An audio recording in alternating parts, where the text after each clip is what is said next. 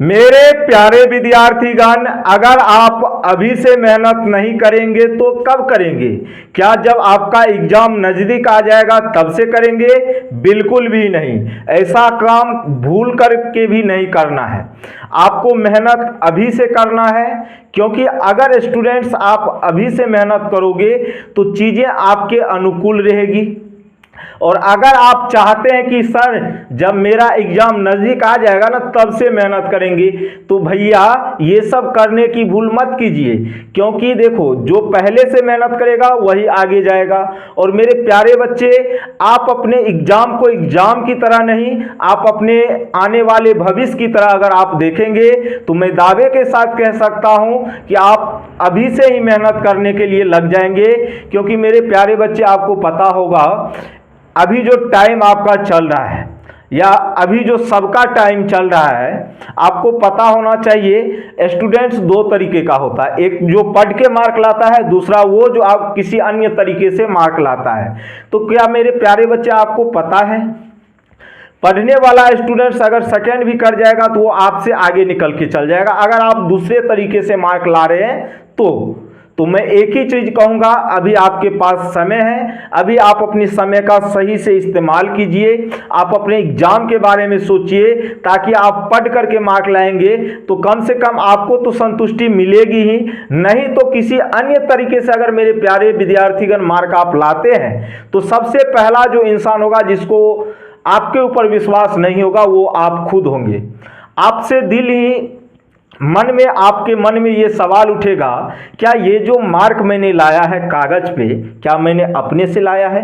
ये आपको खुद भी विश्वास नहीं होगा, और खुद भी आपको यकीन विश्वास जो भी कहना है कहिए नहीं होगा मेरे प्यारे बच्चे। क्योंकि आपको पता है ये मार्क आपने पढ़ के नहीं लाया है, किसी अन्य संसाधनों की वजह से लाया है या किसी अन्य तरीके से लाया है। तो मेरे प्यारे विद्यार्थीगण, अगर आपको अपना भविष्य सही करना है तो अभी से आप पढ़ाई करने लग जाइए। और मेरे प्यारे स्टूडेंट्स, आज जो है मैं आपके लिए मैथमेटिक्स का 3 प्रश्न लेकर के आया हूं। और जो भी स्टूडेंट्स 2026 में बिहार बोर्ड से क्लास 10th का एग्जाम देने वाले हैं, उनके लिए ये क्लास बहुत ही इंपॉर्टेंट होने वाली है। तो मेरे प्यारे बच्चे, चलते हम अपने क्वेश्चंस की तरफ। शानदार तरीके से, बेहतरीन तरीके से देखेंगे कि कैसे हम क्वेश्चंस को हल कर सकते हैं। यहाँ पे सबसे पहला काम क्वेश्चंस को पढ़ेंगे।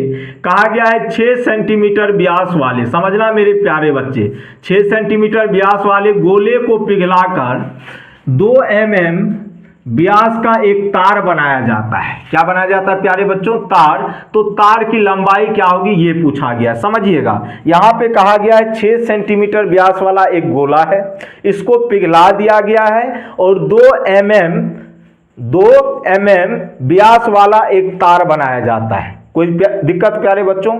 तो आपसे पूछा गया है तार की लंबाई क्या होगी। तो सबसे पहला क्वेश्चन है ये प्यारे बच्चों आपका, बोलो हाँ या ना। तो यहाँ पे आप देखेंगे इसका सॉल्यूशन। क्या देखने वाले हैं? सॉल्यूशन। तो यहाँ पे देखो मेरे प्यारे बच्चे, 2 चीजें आपके पास, एक तो आपका गोला है, दूसरा आपके पास है तार। क्या है मेरे प्यारे बच्चों? तार, जो कि कैसा है? बेलनाकार है। तार वैसे भी बेलनाकार होता है, आप काट करके देख लेना, ठीक है। पतला पतला होता है, कोई मोटा भी तार होता है, लेकिन बेलन के आकार का होता है। डन। गोला के बारे में कहा गया इसका डायमीटर प्यारे बच्चे 6 सेंटीमीटर है। देखो मैं कैसे कर रहा हूँ, आराम से कर रहा हूँ, कोई दिक्कत नहीं है। तो गोला का जो डायमीटर है 6 सेंटीमीटर मतलब व्यास, तो यहाँ से r निकालेंगे तो 6/2 सेंटीमीटर आएगा। कहने का सेंस 3 सेंटीमीटर। चूंकि त्रिज्या जो होता है व्यास का प्यारे बच्चों क्या होता है? आधा होता है। उसी तरह तार का जो व्यास दिया गया है प्यारे बच्चों, कितना दिया गया है बताओ तो?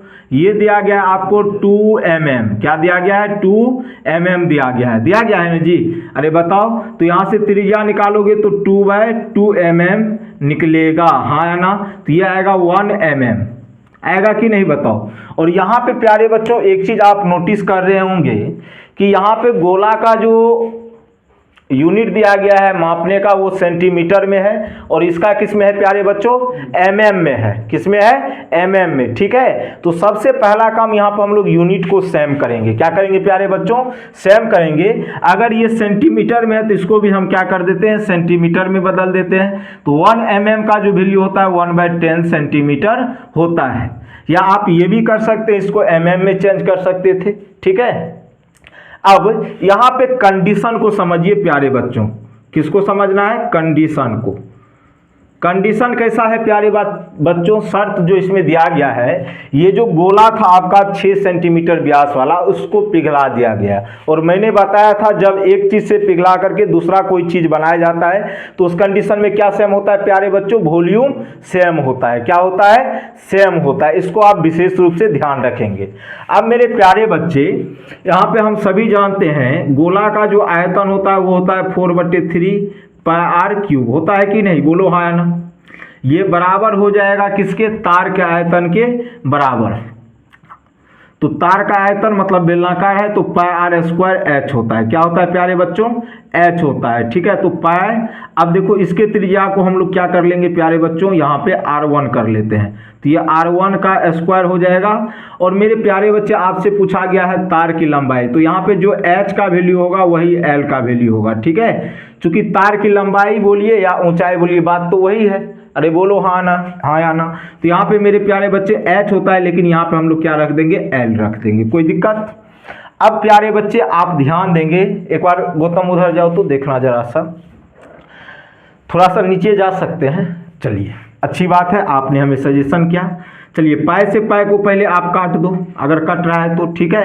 पाई आर स्क्वायर एच कट जाएगा जी, बोलो ने। तो पाई आर, हाँ ठीक है। तो यहाँ से क्या होने वाला आपका बताना जरा सा। यहाँ से अगर आप देखोगे मेरे प्यारे बच्चे तो 4/3, अरे बोलो हाँ या ना। आर के जगह यहाँ पे कितना हो जाएगा, 3 सेंटीमीटर का क्यूब होगा। यहाँ पे क्या होगा प्यारे बच्चों, आर के जगह मतलब r1 कितना होगा, 1/10 सेंटीमीटर है तो सेंटीमीटर, और इंटू में l होगा कि नहीं बताओ। हाँ अभी स्क्वायर देंगे। तो यहाँ से 4/3 हो गया, ये 27 सेंटीमीटर क्यूब हो गया, बराबर में 1 कितना, मतलब 10 करेंगे तो कितना, 100 हो जाएगा, बोलो हाँ या ना। और यहाँ से इंटू में आपका l हो जाएगा ना, अरे बोलो हाँ या ना। तो 3 नामा प्यारे बच्चों कितना, 27, कितना हो जाएगा, 27 हो जाएगा। और l का हमें वैल्यू निकालना है, किसका वैल्यू निकालना है, l का वैल्यू निकालना है। तो कैसे निकालेंगे बताओ जरा सा। l का अगर आप वैल्यू निकालोगे, यहाँ पे ये हो जाएगा आपका सेंटीमीटर स्क्वायर। क्या हो जाएगा प्यारे बच्चों, चूंकि यहाँ पे 1/100 सेंटीमीटर स्क्वायर से सेंटीमीटर स्क्वायर कट जाएगा तो 1 सेंटीमीटर बचेगा, बचेगा ना जी। अब यहाँ से देखो 9 चौका 36 सेंटीमीटर आ रहा है ना। तो यहाँ पे हो जाएगा 1/100 मतलब L/100 होगा कि नहीं बताओ। अब मेरे प्यारे बच्चे यहाँ पे अगर आप L का वैल्यू निकालते हो तो L का वैल्यू किस में चल गया, 36 गुना 100 हो जाएगा, 36 गुना 100 सेंटीमीटर, कितना सेंटीमीटर, तो ये हो जाएगा 3600 सेंटीमीटर, ठीक है। अब यहाँ पे आंसर थोड़ा सा देखेंगे आप, मीटर में है या सेंटीमीटर में। तो आंसर आपका मीटर में दिया हुआ है, किस में दिया हुआ है, मीटर में। तो सेंटीमीटर को मीटर में चेंज करेंगे तो 100 से डिवाइड करेंगे तो 36 मीटर आपका आ जाएगा। अब ये डाटा किस में चेंज हो गया प्यारे बच्चों, मीटर में। किस में चेंज हो गया, मीटर में। कोई दिक्कत, बोलो हाँ या ना। एनी प्रॉब्लम, बन गया ना, कोई दिक्कत तो नहीं होगा। क्या हुआ, कुछ प्रॉब्लम है क्या। तो भैया मेरे ये आपके प्रश्न का हो जाएगा सही जवाब। चूंकि आंसर मीटर में है तो हम लोग मीटर में ही आंसर देने का क्या करेंगे, प्रयास करेंगे, ठीक है। एक बार आंसर इसका हम देख लेते हैं। चलिए बहुत सुंदर बात है। तो यहाँ पे तार की जो लंबाई आएगी प्यारे बच्चों कितना आ जाएगा आपका, 36 मीटर आ जाएगा। चूंकि सेंटीमीटर में निकला तो उसको हम मीटर में चेंज कर लेंगे, कोई दिक्कत नहीं होगी। अगला क्वेश्चन की तरफ बढ़ते हैं, बेहतरीन क्वेश्चन है। चलिए अब यहाँ पे प्यारे बच्चों क्वेश्चन नंबर आपके सामने है 2, समझिएगा। देखिए कहा गया है 6 सेंटीमीटर भुजा वाले घन में से 2 सेंटीमीटर भुजा वाले कितने घन बनाए जा सकते हैं। सबसे पहले प्यारे बच्चे यहाँ पे समझिएगा, पहले जो है यहाँ पे 2 चीज़ों की चर्चा हुई है घन की, मतलब 2 चीज़ नहीं, एक ही चीज़ है, घन ही है। पहले जो है इसका भुजा था, देखिए पहले नहीं समझ सकते हैं, एक बड़ा वाला घन है एक छोटा वाला घन है, ठीक है। बड़ा वाला जो घन है उसका भुजा आपको दिया गया है कितना, घन बना लीजिएगा जरा सा ऐसे, घन ऐसे नहीं बनता है जी। तो भुजा इसका दिया गया आपको 6 सेंटीमीटर, कितना दिया गया है जी, 6 सेंटीमीटर। तो अगर भुजा 6 सेंटीमीटर है तो घन का आयतन यहाँ से क्या होगा बताइए। तो यहाँ से जो घन का आयतन होगा प्यारे बच्चों, किसका, घन का आयतन, भुजा क्यूब होता है मतलब 6 सेंटीमीटर का क्यूब हो जाएगा, तो 216 सेंटीमीटर क्यूब हो जाएगा। लेकिन इसमें से क्या क्या है, 2 सेंटीमीटर भुजा वाला ये कितना घन बनाना चाहेगा बताओ। तो देखो सबसे पहले आपके सामने एक बड़ा घन था, कितना, उसका भुजा था 6 सेंटीमीटर। अब कह रहा है 6 सेंटीमीटर भुजा वाले में से हम 2 सेंटीमीटर भुजा वाले कितने घन बना सकते हैं। तो यहाँ पे अब भुजा हो गया इसका कितना, 2 सेंटीमीटर। कितना हो गया प्यारे बच्चों, 2 सेंटीमीटर। तो यहाँ से आयतन इसका क्या होगा जरा सा बताओ। तो आयतन जो होगा घन का यहाँ से 2 सेंटीमीटर का क्यूब हो जाएगा, होगा कि नहीं। तो ये होगा 8 सेंटीमीटर क्यूब। अब पूछ रहा है कितने घन बनाए जा सकते हैं। देखो पहले घन का आयतन कितना था, 216 सेंटीमीटर क्यूब। अब भुजा को छोटा कर दिया गया है, तो भुजा को छोटा कर दिया गया है तो यहाँ से आयतन कितना निकला, 8 सेंटीमीटर क्यूब। और इससे मान लेते हैं कितना घन बनाया, n घन बनाया। कितना घन बनाया प्यारे बच्चों। अब देखो छोटका भुजा है, बड़का घन को छोटका में तब्दील किया गया है।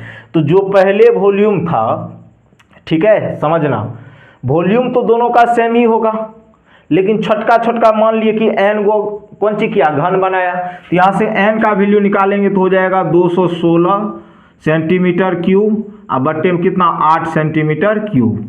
तो सेंटीमीटर ये 27 बार में कट जाएगा। यहाँ से आंसर कितना आ जाएगा आपका, 27 आ जाएगा। देखिए इतना करने की आपको कोई ज़रूरत नहीं थी, सीधा देखिए बड़का घन का भुजा है 6 सेंटीमीटर, तो इसका आयतन हो जाएगा 216 सेंटीमीटर क्यूब। और छोटका घन का भुजा कितना है, 2 सेंटीमीटर क्यूब, तो आयतन हो जाएगा 8 सेंटीमीटर क्यूब। तो बड़का के आयतन में छोटका के आयतन से भाग दे देना है, तो ये आ जाएगा कितना, 27। इतना करने की कोई ज़रूरत नहीं, वैसे हम समझा रहे थे, ठीक है, ज़्यादा कुछ करने की आपको ज़रूरत है ही नहीं। अब देखिए एक जो क्वेश्चन है ये बेहतरीन क्वेश्चन है, इसको समझने का आप लोग प्रयास कीजिए। बेहतरीन है, आप ही की तरह शानदार भी है, आराम से समझिएगा। देखो कहा गया है किसी घन का किनारा दुगुना कर दिया जाए तो कुल पृष्ठ क्षेत्रफल जो है पहले के कुल पृष्ठ क्षेत्रफल का कितना गुना हो जाएगा।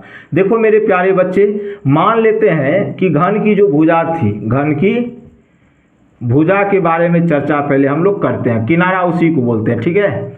अब मेरे प्यारे बच्चे ये है, एक तरफ हम लिखते हैं पहले और अभी लिखते हैं अब वाला, ठीक है। पहले क्या था, देखो घन का किनारा दुगुना कर दिया गया, ऐसा कहा गया है। तो हम मान लेते हैं पहले ए था, क्या था प्यारे बच्चों, ए था, लेकिन अब इसको दुगुना करिएगा तो कितना हो जाएगा बताओ। तो 2a हो जाएगा कि नहीं, बताओ जी। अब देखो चूंकि कुल पृष्ठ क्षेत्रफल की बात की गई है, तो पहले का अगर हम कुल पृष्ठ क्षेत्रफल निकालेंगे प्यारे बच्चों, कुल पृष्ठ क्षेत्रफल, ठीक है, तो कुल पृष्ठ क्षेत्रफल क्या होता है घन का, 6 गुना भुजा स्क्वायर। क्या होता है प्यारे बच्चों, 6 गुना भुजा स्क्वायर। तो 6 भुजा की जगह अभी ए लेंगे तो ए का स्क्वायर हो जाएगा, तो 6a स्क्वायर हो जाएगा, ठीक है। लेकिन यहीं पे चर्चा अगर अब की करेंगे, यहाँ से अगर घन का आप कुल पृष्ठ क्षेत्रफल निकालेंगे, क्योंकि भुजा जो भी पहले था उसको क्या कर दिया गया है, 2 गुना, क्या किया गया है वो, अरे 2 गुना कर दिया गया है ना। पहले अगर ए माने तो अब क्या हो गया, 2a हो गया। तो ए भुजा वाले घन का कुल पृष्ठ क्षेत्रफल कितना हो जाएगा, 6a स्क्वायर। कितना हो जाएगा, लेकिन अब भुजा को भैया जो है क्या कर दिया गया है, 2 गुना। तो घन का कुल पृष्ठ क्षेत्रफल का फॉर्मूला तो वही होगा, 6 गुना क्या बुआ, भुजा स्क्वायर होगा।